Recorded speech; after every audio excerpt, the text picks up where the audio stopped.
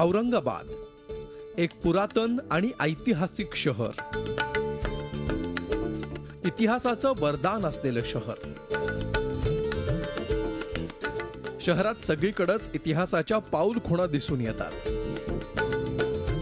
बीबी का मकबरा, पानचक्की, शहरातले ऐतिहासिक दरवाजे, नहरे अंबरी अशा एक ना अनेक वास्तू या शहरात आहेत. याच ऐतिहासिक औरंगाबादचं नाव आता संभाजीनगर ठेवणार असल्याच्या चर्चा राजकीय वर्तुळात सुरू आहेत. खरं तर आत्ताच्या या औरंगाबादचा इतिहास अगदी पुरातन काळात जातो. मुंबईच्या कान्हेरी गुफांमध्ये एक शिलालेख सापडला होता. त्यात औरंगाबादचं नाव राज तडक असल्याचं आढळून आलंय. हे नाव कुणी ठेवलं, त्या नावाचा वास्तवाशी काही संबंध आहे का, यावर अजूनही प्रकाश पडलेला नाही.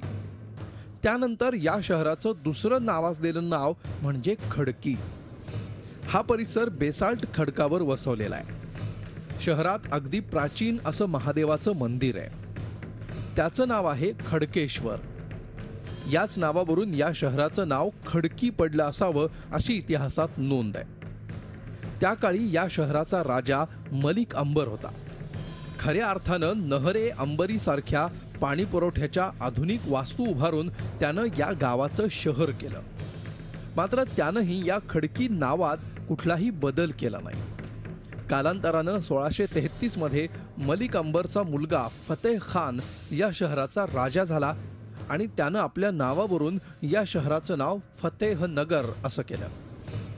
1653 मध्ये औरंगजेब डेक्कन विभागाचा सुभेदार म्हणून औरंगाबादेत आला. त्यानं पुन्हा या शहराचं नाव फतेहनगर वरून खुजिस्ता बुनियाद असं ठेवलं. कालांतरानं हे नावही बदलण्यात आलं आणि त्यानंतर या शहराला औरंगाबाद हे नाव मिळालं. ब्रिटिश काळातही हेच नाव कायम राहिलं. मलिक अंबरनी जेव्हा शहर निर्माण केलं, त्यांनी आपल्या मुलाच्या वरनं नाव ठेवलं फतेहनगर. त्याला फतेहाबाद पण म्हणतात आणि फतेहनगर म्हणतात. त्याच्यानंतर औरंगजेब जेव्हा आले, त्यांनी नाव ठेवलं खुजिस्ता बुनियाद. आणि खुजिस्ता बुनियाद नंतर औरंगजेबच्याच काळात औरंगाबादचं नाव औरंगाबाद म्हणून पडलं. हे शेवटचं नाव होतं. काळाच्या ओघात औरंगाबाद राज्याची पर्यटन राजधानी झाली. अजिंठा आणि एलोरा सारख्या वास्तूंमुळे जगाच्या कानाकोपऱ्यात औरंगाबादचं नाव दुमदुमलं. मात्र हेच नाव आता बदलण्याच्या हालचाली सुरू झाल्यात. नाव बदलण्यामागं राजकारण हे एकमेव कारण असल्याचं इतिहास तज्ज्ञ सांगतात. अगदी प्राचीन काळापासून हा ट्रेंड सुरू असल्याचे दाखले ते देतात. पुराने ज़माने में बादशाहत हुआ करती थी, राजे महाराजे होते थे और वो अपने नाम को बड़ा करने के लिए बदलते थे. तो ऐसे कई नाम हैं. ये नहीं है कि सिर्फ औरंगाबाद का नाम ही बदला गया, ऐसे कई हैं. तो ये एक ट्रेंड था ये नाम बदलने का. आत्तापर्यंत शहराच्या नावामागं शहराशी निगडीत सखोल अभ्यास असायचा. संभाजीनगर नावामागंही काही इतिहास आहे का हे सुद्धा शोधायचा आम्ही प्रयत्न केला. त्यातही वेगवेगळे मतप्रवाह आहेत. औरंगजेबाच्या भेटीसाठी शिवाजी महाराज आग्र्याला जात असताना औरंगाबाद मार्गे केले आणि त्यावेळेस त्यांच्यासोबत छोटे संभाजीराजे सुद्धा होते.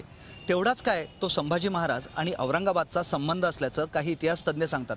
तर इतर इतिहास तज्ज्ञांच्या मते संभाजी महाराज आणि औरंगाबाद यांचं एक आगळं वेगळं नातं होतं. संभाजी महाराजांचं औरंगाबादवर विशेष प्रेम होतं. त्यामुळे औरंगाबाद जिंकण्यासाठी संभाजी महाराजांनी प्रयत्नही केले. त्यांच्याच भीतीमुळं औरंगजेबानं शहराच्या चारही बाजूला मोठी तटबंदी सुद्धा उभारली होती. संभाजी महाराजांना हे शहर जिंकणं त्यावेळेस शक्य झालं नाही. मात्र यामुळेच की काय, शिवसेनेला या शहराचं नाव आता संभाजीनगर ठेवावं असा मोह पडला असावा. तर निवडणुका समोर दिसत असल्यामुळं शिवसेना हा नेम गेम खेळत असल्याचं दिसून येत आहे. या संभाजीनगरचं नाव अधिकृत औरंगाबाद जिल्हा जे आहे त्याचं संभाजीनगर व्हावं असे शिवसेना प्रमुख माननीय बाळासाहेब ठाकरे यांची इच्छा होती. तशी घोषणा त्यांनी केली होती.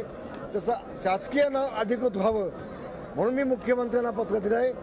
मला विश्वास आहे लवकरच मुख्यमंत्री कॅबिनेटमध्ये निर्णय घेऊन त्याचा कायद्यामध्ये रूपांतर होईल. संभाजी महाराजांचा वध औरंगजेबानं केला. त्यामुळेच कदाचित या औरंगजेबाचं नाव या शहराला नको असं शिवसेनेला वाटत असावं. काळ बदलला, मात्र अजूनही सत्ता बदलली की आपल्या पद्धतीनं नाव बदलण्याचा प्रयत्न त्या काळातील राजा करतो, हेच यामागचं सत्य म्हणावं लागेल. उद्या कदाचित शिवसेना भाजपची सत्ता बदलल्यावर येणाऱ्या नव्या राजानं पुन्हा आपल्या सोयीनं या शहराचं नाव बदललं तर आश्चर्य वाटायला नको. Vishal Karole, Zee media, Aurangabad. Zee 24 Taas रहा एक पाऊल पुढे.